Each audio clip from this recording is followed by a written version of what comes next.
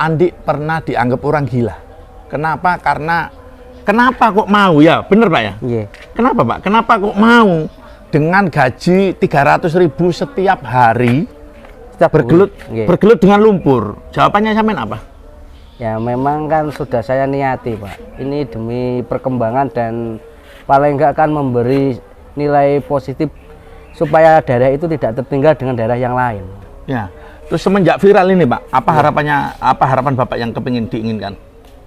Ya kemungkinan satu, daerah itu kan memang serba kekurangan Pak, terutama akses jalan. Itu yang utama.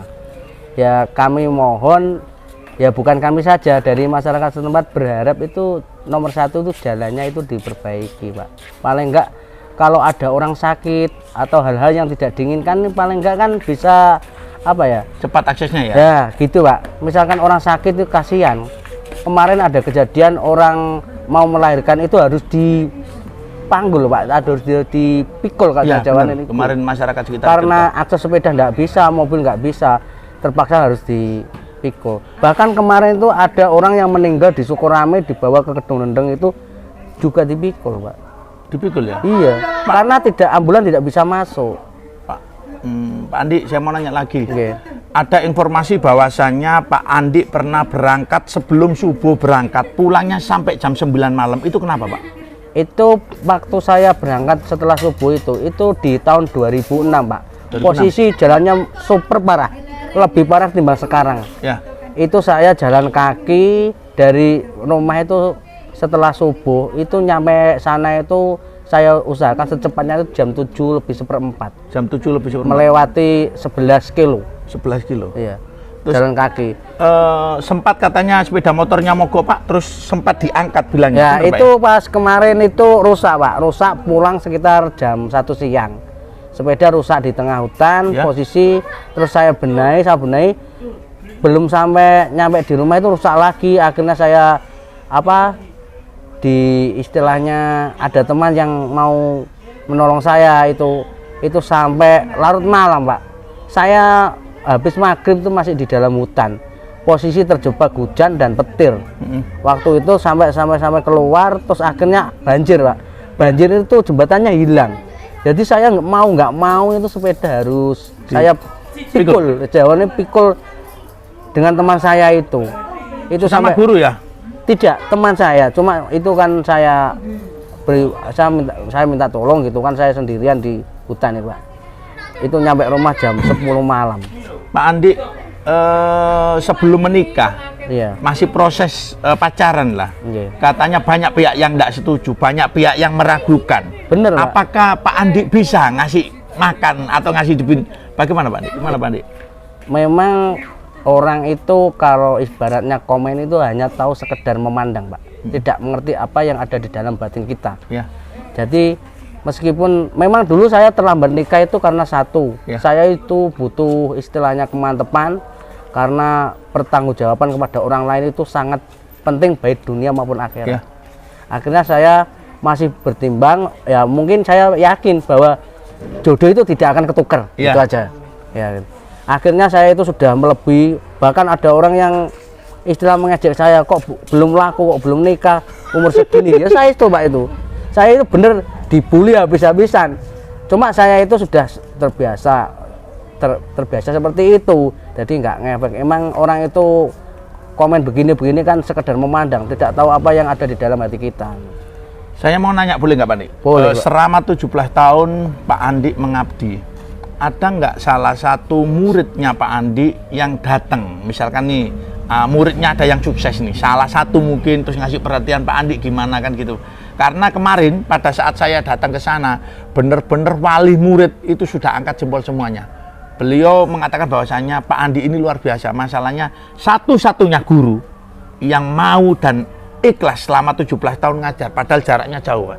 Ya, bener ya? Bener. Ada nggak misalkan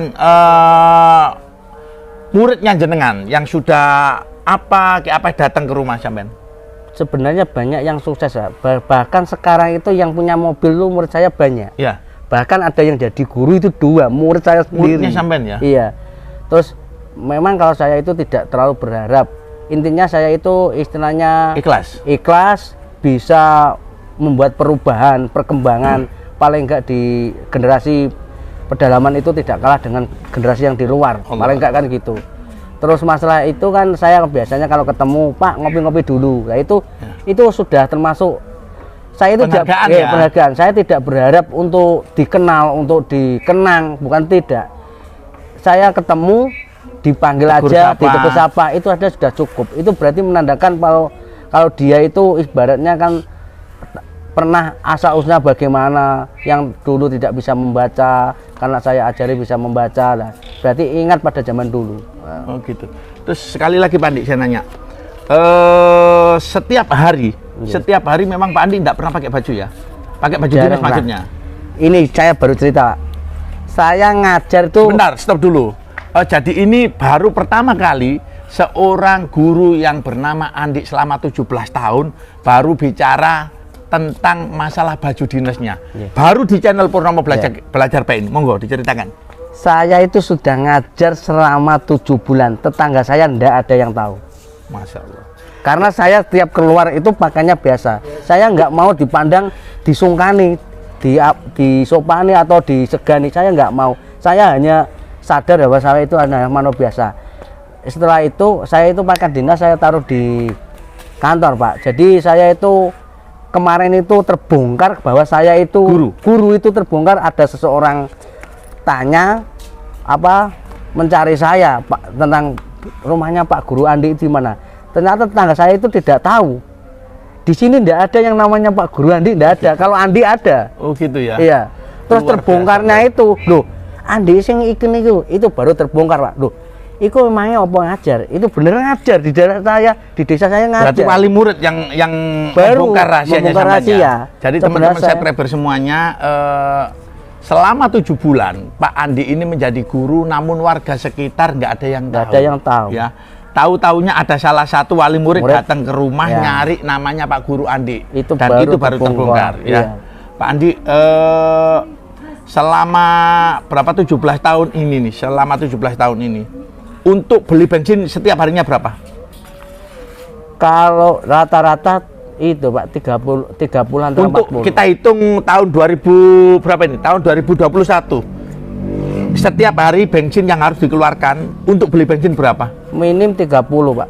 30. Minim 30. Kalau sudah ada di misalkan di sisa di tangki itu ada 30.000. 30.000. Terus apa bener gimana caranya sampai waktu pulang sekolah, pulang ngajar, ngambil kayu bakar itu bagaimana Pak? Mau diceritakan? Itu sebelum saya masuk jadi guru itu sudah saya pertimbangkan, sudah saya pikir 1000 kali. Yang gaji kecil? Iya, gaji kecil. Jauh. Semua mas saya itu tiap hari sangu saya itu transport itu semua jual rumah, sudah habis rumah saya. Tapi itu saya berpikir satu malam, bagaimana saya bisa mendapatkan uang buat beli bensin tiap hari demi perkembangan daerah pedalaman tersebut. Akhirnya saya banyak solusi, mencari kayu bakar, mencari hal-hal yang ada di dalam hutan yang sekiranya tidak dilarang dan bisa dijual untuk dibuat beli bensin.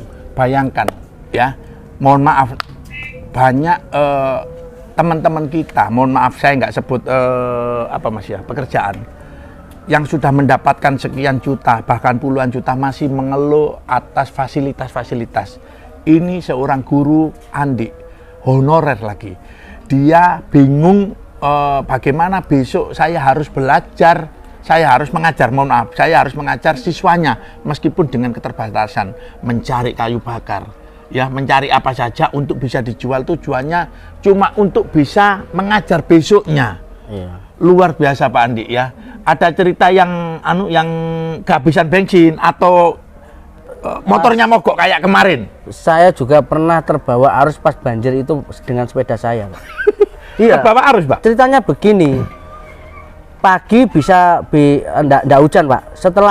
Sebelum siang itu sudah hujan lebat. Ya. Akhirnya saya terjebak di dalam tengah-tengah.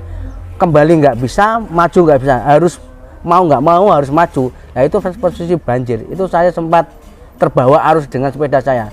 Ya alhamdulillah tidak sampai istilahnya ada apa-apa ya. Ada apa-apa, hal-hal yang tidak diinginkan nggak sampai. Terus yang jadi lucu lagi itu di saat saya tahun 2006 itu saya jalan kaki selama 4 bulan itu, Ya. itu posisi kan masih gelap Pak, saya masuk hutan. Berangkatnya dari rumah gelap. Jam 5 Pak, posisi. Jam 5 pagi. Kalau musim hujan itu masih gelap. Ya. Lah itu saya sudah masuk hutan. Itu pernah saya itu tabrakan dengan babi hutan.